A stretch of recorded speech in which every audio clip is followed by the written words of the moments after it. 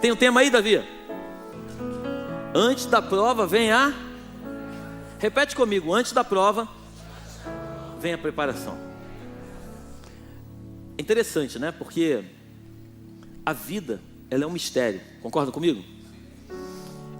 Mas Deus, ele sempre vai nos dando pinceladas do que aquilo que nos espera lá na frente. Quando a gente está estudando, por exemplo, a gente não é pego de surpresa com uma prova. É muito difícil isso acontecer. Eu já passei por isso, talvez alguns aqui tenham passado. Hoje tem prova. Na minha época, às vezes tinha isso. Hoje tem prova não, hoje tem um teste, né? Arguição, tá vendo? Tem lá para os 50 também, tá junto comigo, hein? Então assim, mas quando tem prova, é sempre avisado para que você então você tem tempo de se preparar para fazer Você tem tempo de se preparar para fazer uma prova. Então se você vai mal na prova, você não tem motivo nenhum para reclamar porque você foi mal, porque você teve tempo para se preparar para uma prova. Essa prova normalmente ela é avisada com antecedência, para que você separe um tempo de qualidade, se prepare para você fazer uma boa prova, porque a boa prova vai fazer com que você passe de nível, passe de ano, amém? E a nossa vida, se a gente parar para refletir, assim é a nossa vida. Nós temos que estar sempre preparados para as provas que acontecem na nossa vida. Só que normalmente as provas que chegam na nossa vida, elas não são avisadas com antecedência. Elas chegam de repente. É o tal do de repente de Deus. A gente está tudo muito bem, de repente acontece uma catástrofe. A gente está bem, de repente vem uma separação. A gente está bem, de repente acontece algo que a gente não esperava acontecer, assim ou não? Mas eu pergunto para você, se nós estivéssemos nos preparando, vocês concordam que até os de repente da vida não iam nos pegar de surpresa, sim ou não? Como assim, pastor? A palavra de Deus nos ensina que se nós entrarmos no nosso quarto, orarmos todos os dias ao Senhor, colocando diante dele as nossas petições, colocando para ele todas as nossas necessidades, tendo uma vida de comunhão com ele, até no momento das provas, nós estaremos preparados. Entenda bem, eu não estou dizendo que as provas não vão chegar, as provas vão chegar, mas nós estaremos preparados para enfrentar toda e qualquer prova, por pior que seja. Então a vida de um cristão, ela é preparo. Nós temos que aprender a nos preparar por aquilo que vem, porque nós não sabemos o que vai acontecer no dia de amanhã. E baseado nisso, eu quero compartilhar contigo algo que Deus colocou no meu coração, que está em Salmos 46, do versículo do 9 até o 11. Diz assim: Ele faz cessar as guerras até o fim da terra,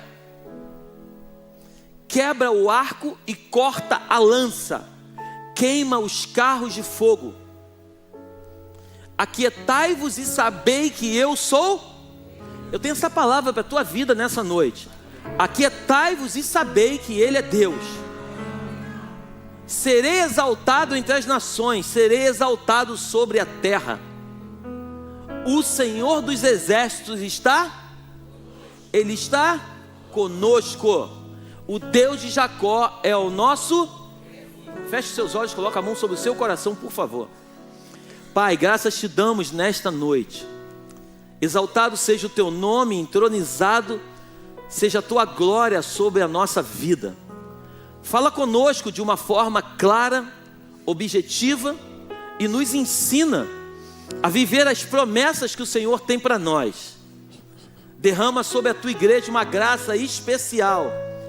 Usa os meus lábios para falar ao coração da tua igreja tudo aquilo que tu tens para revelar. Que vem ao céu, nós proclamamos, poderoso é, grandioso é. Aleluia.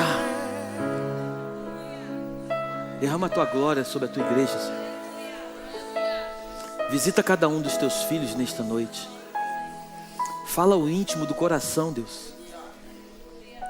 Nós precisamos somente de um toque teu, Pai. Não sabemos as lutas que enfrentaremos amanhã, mas nós sabemos, se tu estiver conosco, Pai, todo e qualquer desafio cairá por terra. Visita-nos nesta noite, Pai. Nos prepara, Deus. Queremos ser um exército forjado por Ti. queremos ser homens, e as mulheres aqui serem mulheres, Pai, cheias do Teu Espírito. Pessoas que carregam a Tua glória, Deus. Pessoas que onde quer que cheguem, Pai, possam manifestar o Teu poder. Fala conosco, Deus. Essa é a nossa oração em nome de Jesus. Eu estava estudando esses dias a história de grandes homens da Bíblia. Interessante que Davi, ele era um homem que ele foi ungido no capítulo 16 de 1 Samuel. Segundo os historiadores, ele foi ungido na faixa de 15, 17 anos. A Bíblia não diz a idade que Davi foi ungido, mas os historiadores acreditam que Davi ele tinha no máximo 17 e aproximadamente 14, 15, 16, por ali. Davi é ungido rei em 1 Samuel 16, mas repare uma coisa, Davi, a Bíblia diz que o Senhor já não era mais com Saul, o Senhor agora era com Davi. Davi recebe a unção. A Bíblia diz que o Espírito do Senhor se apodera de Davi naquele momento, mas perceba que Davi ele não assume o trono naquele momento. Pelo contrário, Davi é chamado para ir para a casa de Saul, para tocar harpa para Saul, para que o espírito maligno da parte de Deus saísse de Saul. E quando eu estava lendo esse texto, esses dias o Senhor estava ministrando muito ao meu coração, dizendo: filho, repara uma coisa, ter unção não tem a ver com estar preparado para exercer aquilo que eu chamei para fazer. Ter unção é uma coisa e maturidade é outra, completamente diferente. Por isso que muitas pessoas têm unção, mas se antecipam a fazer aquilo que Deus os chamou para fazer e acabam atrapalhando o processo de Deus na sua vida.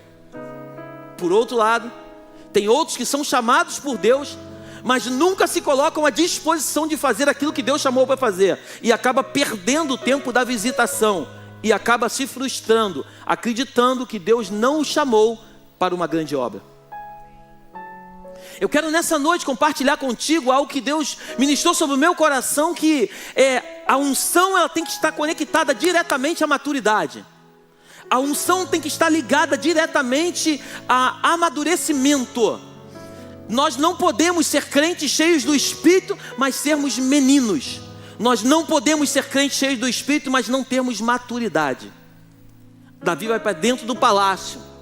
A Bíblia não diz, mas eu fico imaginando Davi apreciando a movimentação do rei Saul dentro do palácio, dando ordem para um, dando ordem para outro, fazendo coisas que não deveriam ter sido feitas. Por outro lado, fazendo aquilo que deveria ter sido feito. Eu fico imaginando Davi, vendo a forma como os funcionários, como os servos se comportavam. Porque o que Deus estava mostrando para Davi é o seguinte: ei Davi, deixa eu te dizer uma coisa, eu vou te preparar, porque lá na frente você vai enfrentar grandes provas. E se você não estiver preparado, você não vai conseguir assumir a função de rei, assim como Saul. Porque a gente fala muito de Saul, mas eu estava estudando a história de Saul hoje pela manhã, e eu quero compartilhar contigo. Coloca para mim 1 Samuel capítulo 10, versículo do 21 ao 23. Olha o que diz a Bíblia. E fazendo chegar a tribo de Benjamim, esse é o momento em que Saul ele vai ser ungido rei de Israel pelo profeta Samuel na frente de todo Israel. Aí ele diz assim: fazendo chegar a tribo, porque vieram várias tribos, fazendo chegar a tribo de Benjamim, que é a tribo de Saul, pelas suas famílias, tomou-se a família de Matri, e dela se tomou a Saul, filho de Quis, e o buscaram, porém não se... Olha o que Saul fez. Então tornaram a perguntar ao Senhor se aquele homem ainda viria ali. E disse o Senhor: eis que se escondeu entre... Saul ele começa o seu ministério com humildade. Saul, quando vai ser ungido rei, ele não se coloca lá cheio de pompa. Pelo contrário, ele se achou incapaz. Ele se esconde atrás da bagagem. E o povo esperando o rei, e o rei estava escondido atrás da bagagem. Ele falou assim: ele está escondido atrás da bagagem. Olha o versículo 23. E correram e o tomaram dali, e pôs-se no meio do povo, e era mais alto do que todo o povo, desde o ombro para cima. Então Saul ele começa muito bem o seu ministério. Só que quando ele é ungido rei, ele não permite ser preparado para enfrentar as grandes provas que viriam pela frente. Eu tenho dito nesta casa de oração que o grande problema não é começar, mas o grande problema é terminar. Muitos começam bem, mas nem todos terminam bem. Por isso a palavra de Deus diz no final, quando o Senhor chegar diante de nós e falar: servo bom e fiel, entra no gozo do teu Senhor. Então bom não é quem começa, bom é quem termina. Bom não é aquela pessoa que começa, porque começar bem todos começam, mas no meio do processo nem todos querem se preparar para passar pelas grandes provas. E Davi estava sendo forjado por Deus para ir para dentro do palácio. E olha que coisa incrível, Davi vai morar dentro do palácio. Davi enfrenta todas aquelas adversidades que você já sabe. Saul joga lança sobre ele algumas vezes. Ele se desvia, quase mata ele. Então ali Deus já estava preparando, dizendo para Davi o seguinte: ei Davi, você vai ser perseguido, cara. Você vai ser perseguido pelas pessoas que estão próximas de você. Pessoas que estão do teu lado, Davi, vão te perseguir. E você precisa se desviar dessas pessoas. Você não tem que lutar contra elas. Você só tem que se desviar delas, Davi. Porque a tua luta, Davi, não é contra sangue e contra carne, Davi. Eu sou o teu Deus, eu sou o teu escudo. Eu sou aquele que guerreia as tuas guerras. Davi, depois de estar dentro do palácio, você conhece a história, Davi teve que fugir do palácio porque Saul queria o matar. Aí Davi agora vai para dentro de cavernas, fugindo de Saul. E quando eu estava estudando isso pela manhã, eu senti muito claramente o Espírito de Deus me mostrando: filho, sabe por que Davi foi fugir nas cavernas? Porque Deus sabia que os adversários de Davi viriam contra Davi fugindo nas cavernas. Então Davi precisava entender a forma como os seus adversários iriam fugir dele. Tudo que Deus vai fazer na tua e na minha vida, Ele sempre vai nos mostrar antes, porque a Bíblia diz que Ele sempre avisa os seus profetas. Tudo que Deus vai fazer na nossa vida, Ele sempre vai nos revelar. A única coisa que eu pergunto para você nessa noite é: estamos preparados para ouvir aquilo que Deus tem para nos revelar? Números capítulo 13, Moisés chama 12 homens para espiar uma terra. Preste atenção nisso. Moisés chama 12 homens para espiar uma terra. Os 12 homens andavam com Moisés, sim ou não? Sim, os 12 andavam com ele. E ele manda os 12 para espiar a terra de Canaã. Quando os 12 voltam, a Bíblia diz que 10 começam a dizer um relato dizendo que a terra era boa, mas que tinha muitos gigantes.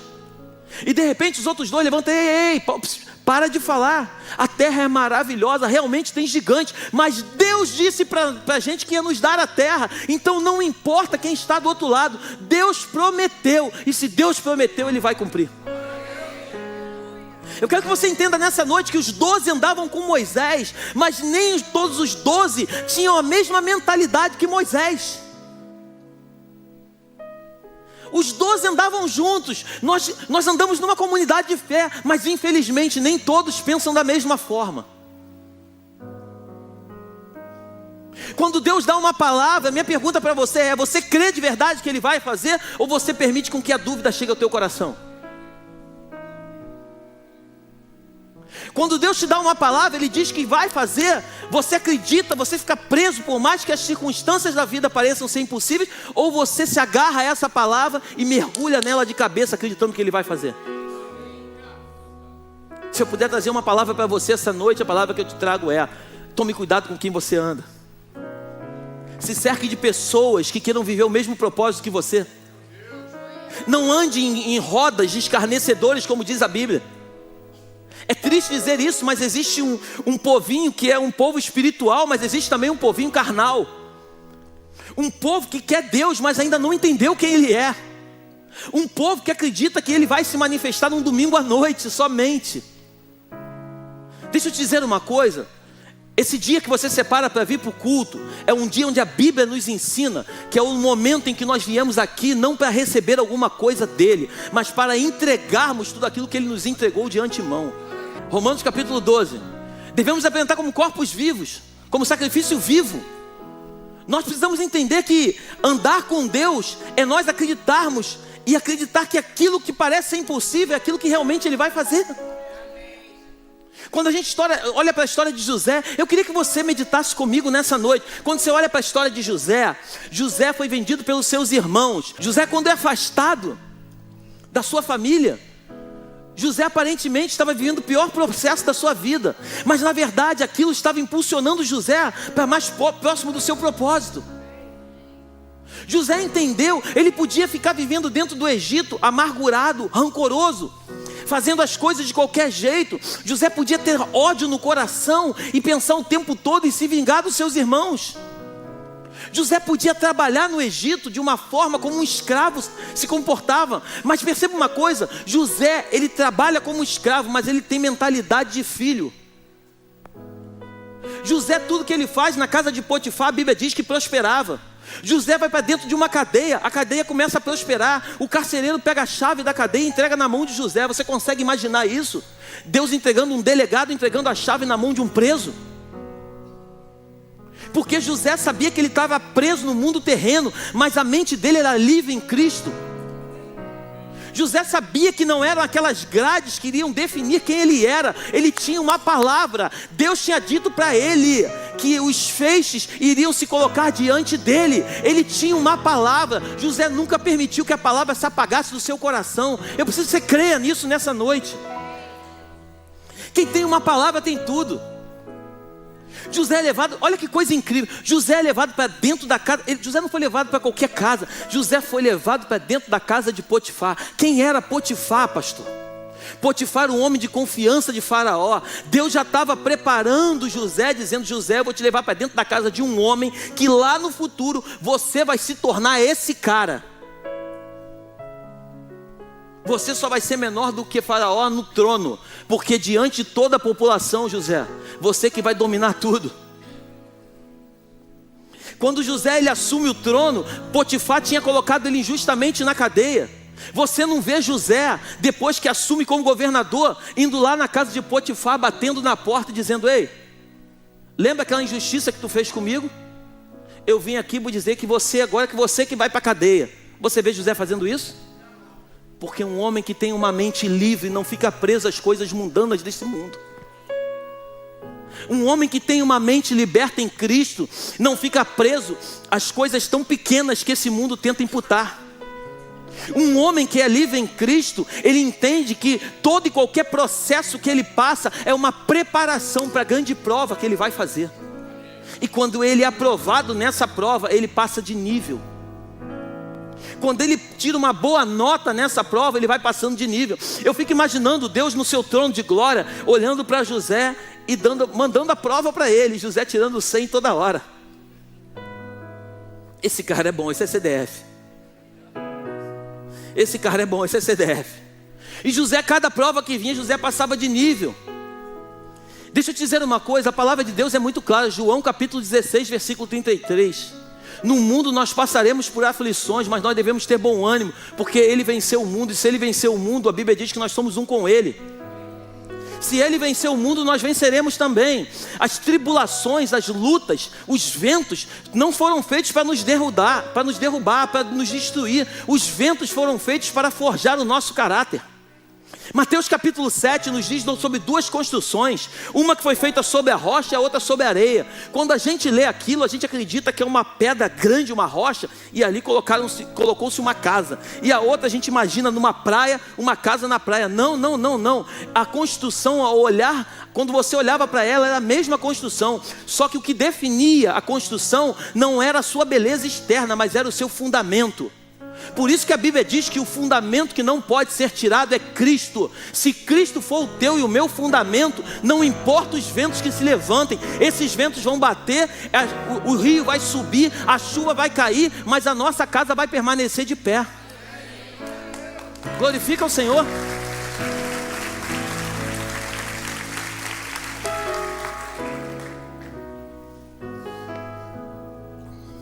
Eu ontem lá no Rio Grande do Sul,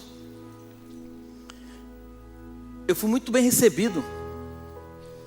Eu fui muito, assim, honrado pelo pastor Léo. E eu confesso para vocês que eu fiquei me perguntando, eu falei: Deus, mas o Senhor me tirou lá do engenho de dentro. Eu morava numa casa de estuque, Senhor. Eu nunca fiz um curso de teologia. Eu nunca sonhei ser pastor, Senhor. Por que o Senhor está me levando em vários estados do Brasil? Por que o Senhor já me levou em outros países para poder falar do teu amor? O que tem acontecido, Senhor? E o Espírito Santo falou ao meu coração, como eu estou dizendo para você: filho, porque você está passando de nível. Você tem sido aprovado em algumas provas que a vida tem te colocado. Você tem enfrentado algumas lutas, filho. E você tem se comportado da forma que eu te chamei para se comportar. E todas as vezes que você se comportar da forma que eu te chamei, filho, eu vou te levar para outros lugares. O lugar onde você vai chegar, filho, depende exclusivamente de mim, mas a forma como você responde às lutas que você enfrenta é a forma como eu vou preparar você para te usar lá na frente. Se você estiver muito preparado, eu vou te levar para grandes lugares, mas se você estiver mal preparado, eu vou te levar para lugares pequenos. E talvez eu nem te leve para lugar nenhum. A gente vê pessoas, nada contra. O meu irmão quase se formou na 6ª série, que repetem de ano várias vezes. Meu irmão está ouvindo aí? Quase se formou na 6ª série, repetiu 3 vezes. No último ano ele estava quase dando aula para a professora. A minha mãe não sabia mais o que ia fazer. Começava falando, entrava na sala, a professora entrava e falou assim: já sei o que tu vai falar, professora.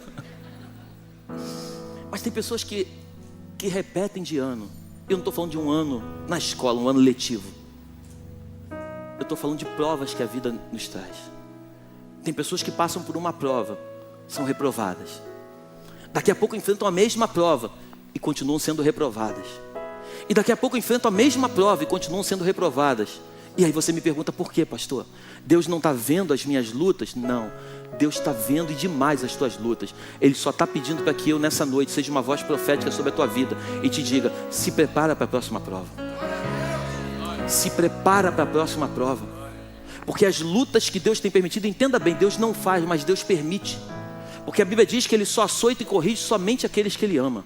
Então as lutas que nós enfrentamos são lutas que vão nos levar para um outro nível de glória com Ele.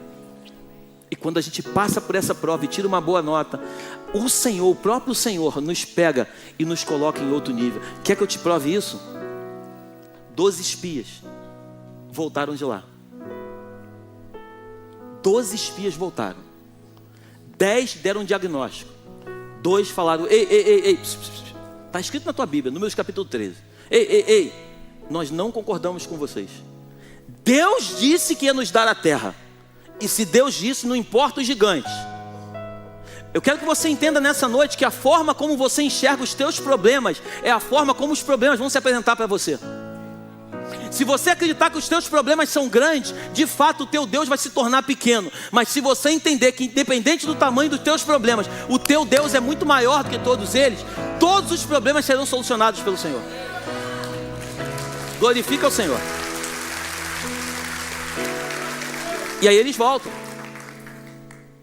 Quando você lê a história daquela primeira geração, só 2 camaradas entraram na terra prometida. Quem foi?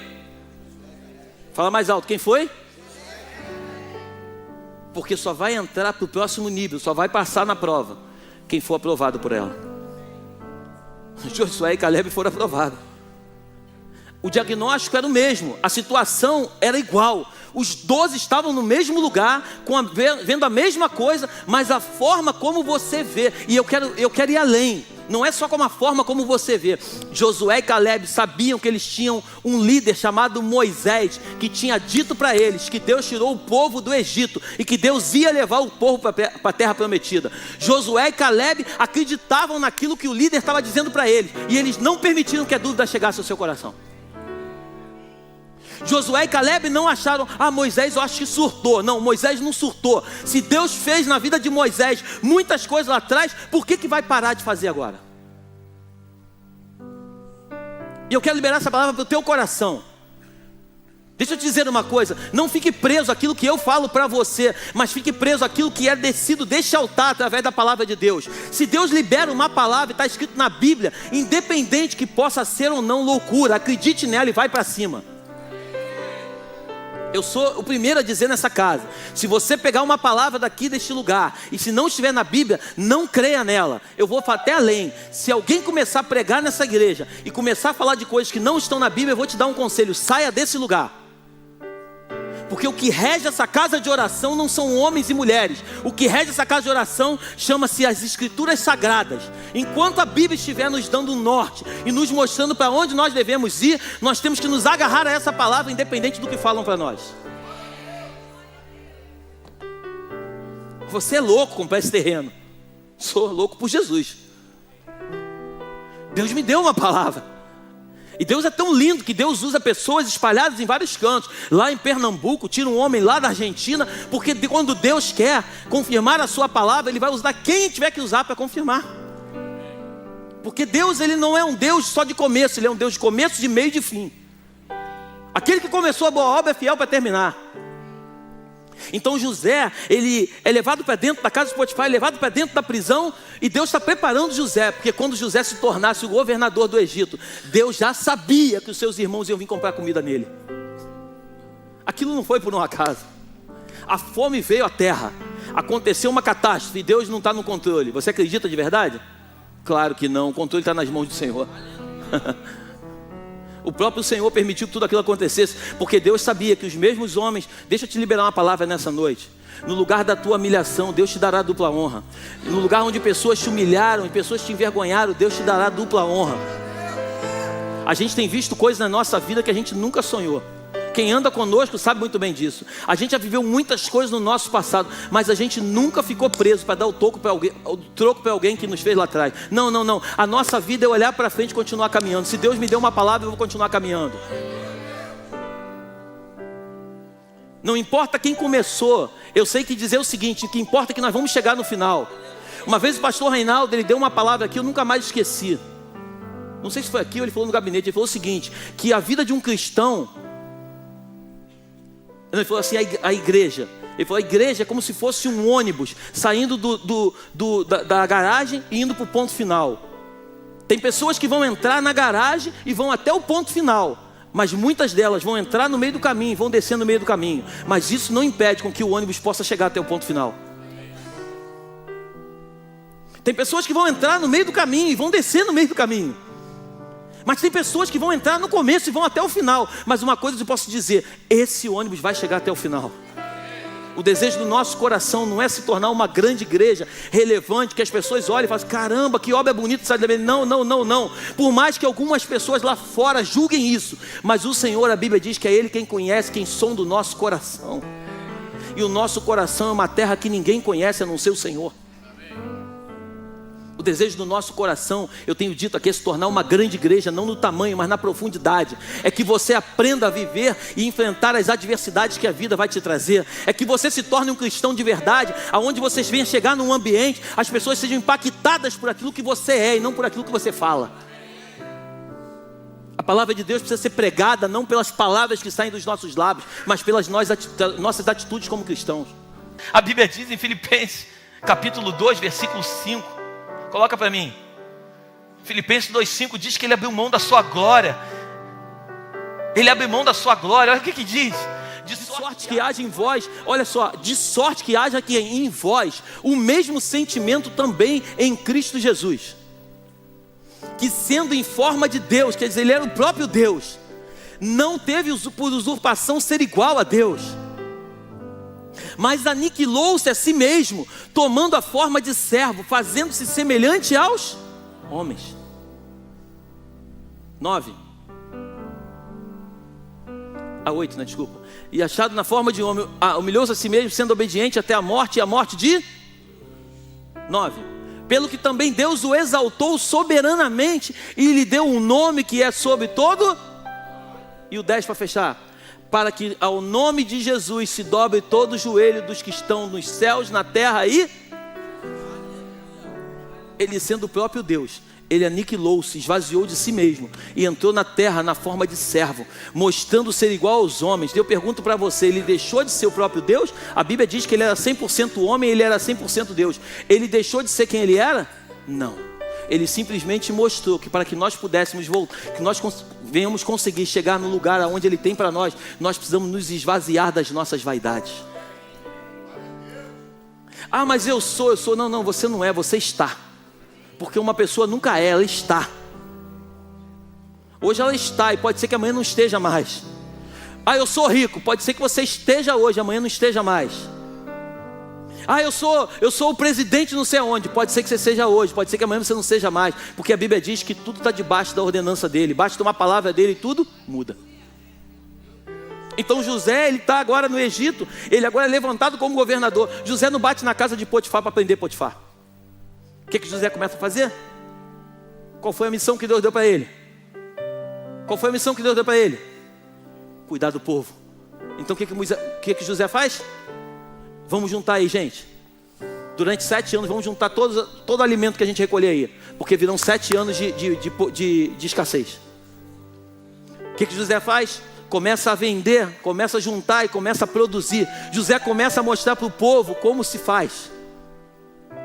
José não está preocupado agora. Os seus irmãos que o traíram lá atrás, olha que coisa incrível. Os irmãos que traíram José agora vêm comprar alimento nele.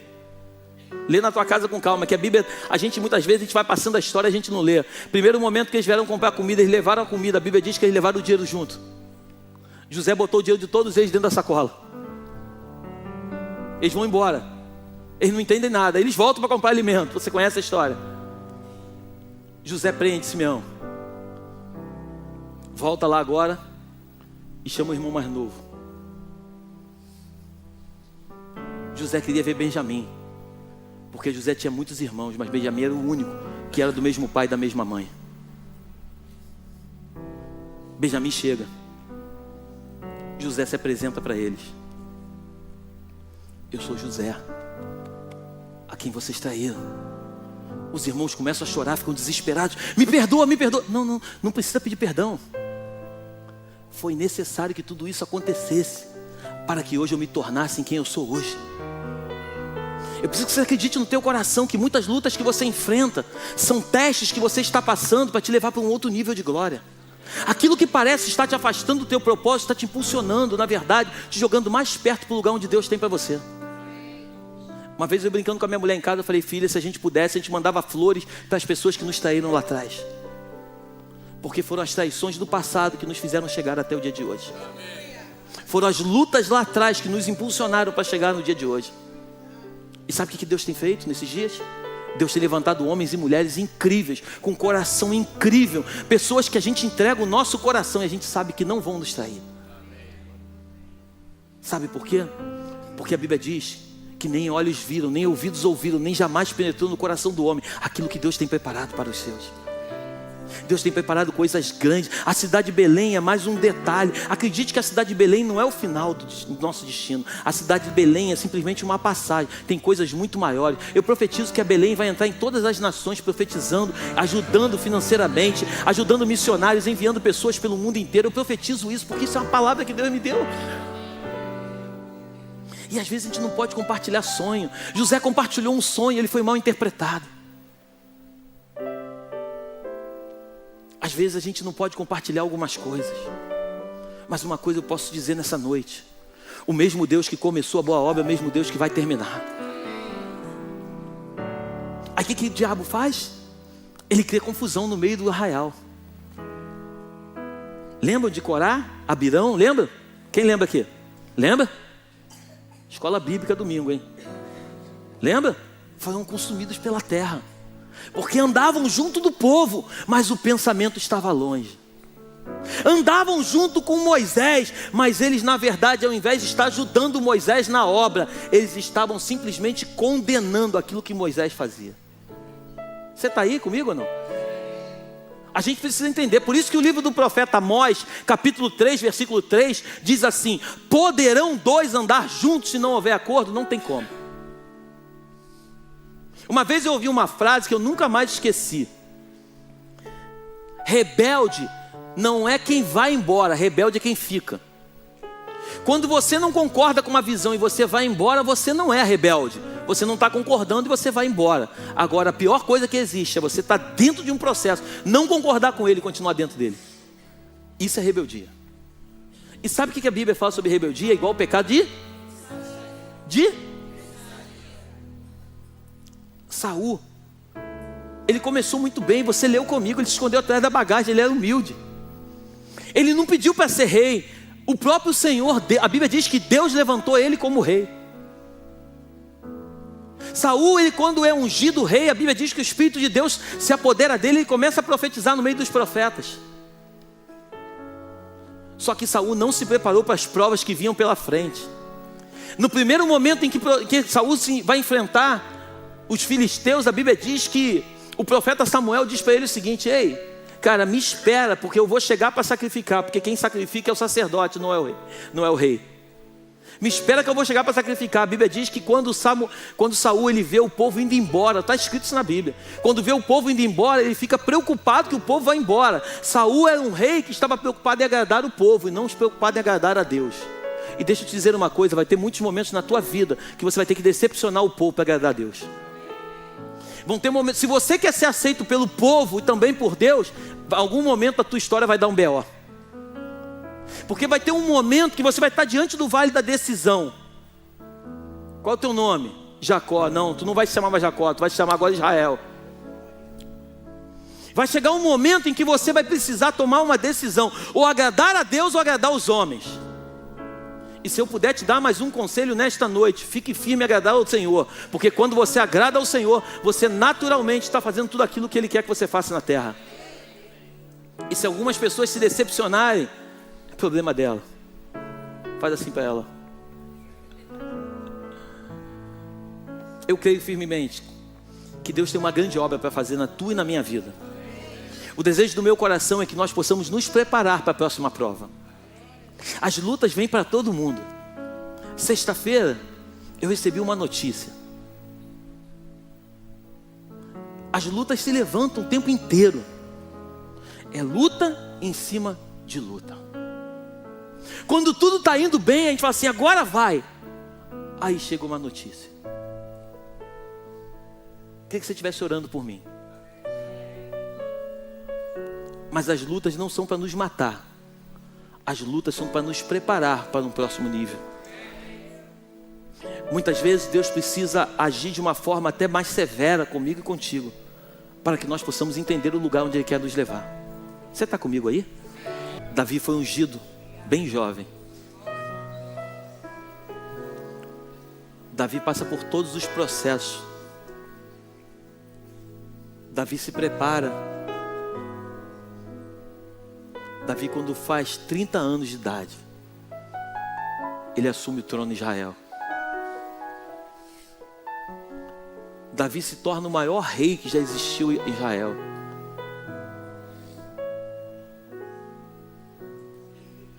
Deus fez uma promessa que nunca tiraria o trono de Judá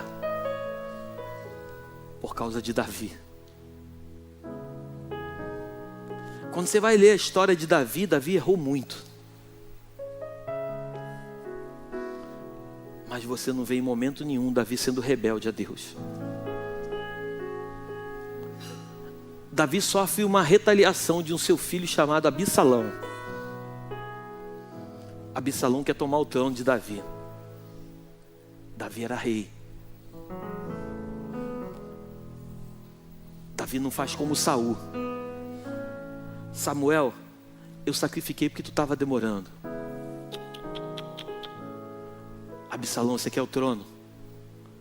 Pode ficar com o trono. Eu só não posso perder uma coisa na minha vida. É a presença do Senhor. Tira tudo de mim, Senhor. Tira a coroa, tira o trono, tira os cavalos, tira as mulheres, tira tudo. Só te peço uma coisa: não aparte de mim o teu espírito. Cara, Davi era o cara. Davi passou por todas as provas. Davi foi levantado como rei. Foi o rei que o povo mais amou.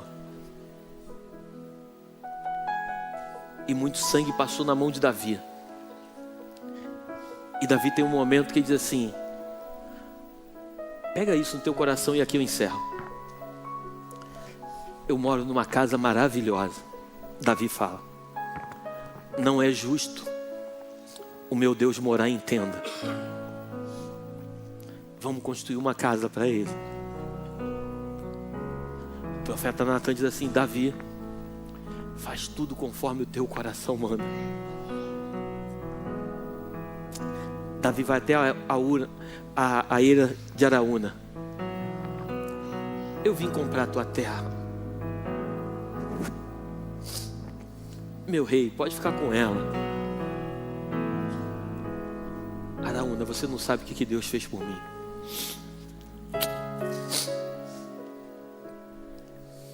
Eu preciso fazer um pouquinho por ele. Davi gasta a sua vida. Ele não constrói, mas ele dá a planta toda para o seu filho Salomão construir. Não foi qualquer construção. O diabo tenta colocar na cabeça do crente: para que fazer isso? Faz qualquer meia água. Isso é pensamento de Judas. Podia ter vendido e ter dado aos pobres. Cedro vinha do Líbano. Ouro precioso e pedras faziam parte do templo. Isso ainda era pouco diante de tudo que o Senhor tinha feito por Davi. O tamanho do teu Deus é de acordo com aquilo que Ele representa para você. Eu não sei como você enxerga Deus, mas eu vou te dizer por mim. Eu sou enlouquecido por Ele. Eu sei que um dia, como todos nós, sairemos dessa terra. E as minhas orações têm sido: Deus, eu quero deixar um legado na vida dos meus filhos. Use os meus filhos como profetas nesta geração. As pessoas que você me entregar para cuidar, Deus, me dá o coração delas, que eu vou tentar fazer o meu melhor. Que o Espírito Santo de Deus abençoe a tua vida, a tua casa e a tua família. E que juntos possamos construir algo em Deus. O mundo não precisa de mais igreja. O mundo precisa da igreja.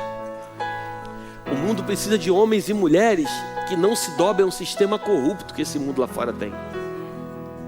Que nós possamos nos levantar como os Davis desta geração.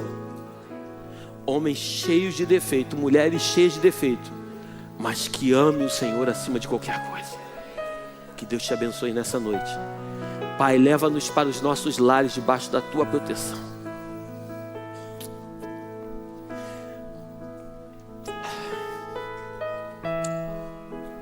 Te agradeço tanto, Deus. Não fui eu que escolhi o Senhor, foi o Senhor que me escolheu. Obrigado pela minha casa. Obrigado pelos meus amigos. Obrigado por essa igreja, Deus. Me capacita, Deus, a cuidar da tua obra, Pai. Não deixa nenhum tipo de vaidade, soberba ou altivez entrar no meu coração, Senhor.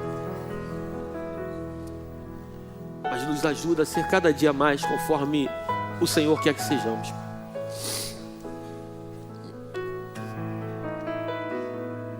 Derrama sobre nós uma graça. Leva-nos para os nossos lares debaixo da tua santa mão de poder. Que o homem mau, fraudulento, sanguinário não venha atravessar o nosso caminho. Que as doces consolações do Espírito Santo estejam conosco a cada dia, nos movendo, nos ensinando o verdadeiro caminho que nós devemos seguir. Essa é a nossa oração, Pai. Em nome de Jesus. Amém e amém. Que Deus te abençoe. Vá em paz, fica feliz.